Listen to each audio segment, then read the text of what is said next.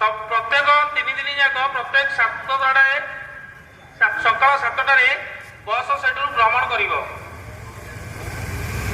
Gondia to Puri, भुवन to Puri, कामेगानगर to Puri, Parjang to Puri, कंकड़ा to Puri, Hindol road to Puri, Odapada to Puri, सदर रु पुरी जहाँकि डायरेक्ट बस सेवा आपण को ओएसआरटीसी जोगाई दे जाउछि। समय सकाळ 7टा, प्रत्येक समय सकाळ 7टारे गाड़ी छाड़िबार व्यवस्था कराइछि। सेठू मध्य संध्या 5टारे समस्त गाड़ी रिटर्न हम भाया ढेंकानाल होगी। समस्त बस आमर कटक भुवनेश्वर होगी जीव, भाया कटक भुवनेश्वर होगी जीव।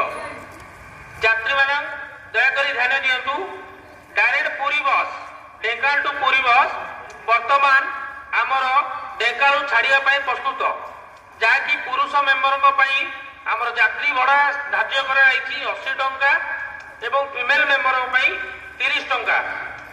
यात्री माने दयाकोरी ध्यान दियंतु, Dhenkanal to Puri AC bus जोटा कि आपण को धार्य कर पुरुष मान 80 टंका, महिला मान 30 टंका।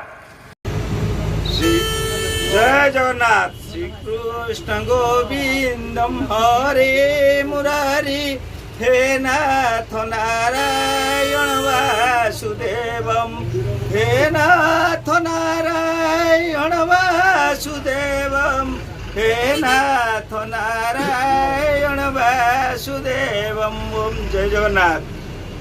आज आम मान महाभाग्य, आमे वर्तमान ओडिशार मुख्यमंत्री एवं प्रत्येक मंत्रिमंडल को धन्यवाद दूँ। से जो सुचिंतित धारा आधार को नहीं आम मैंने सब प्रत्येक ब्लॉक रु जो श्रीक्षेत्र प्रभु जगन्नाथ को दर्शन कर सुजोग देते से आम मैंने अशेष अशेष धन्यवाद दूँ मोहन सरकार को।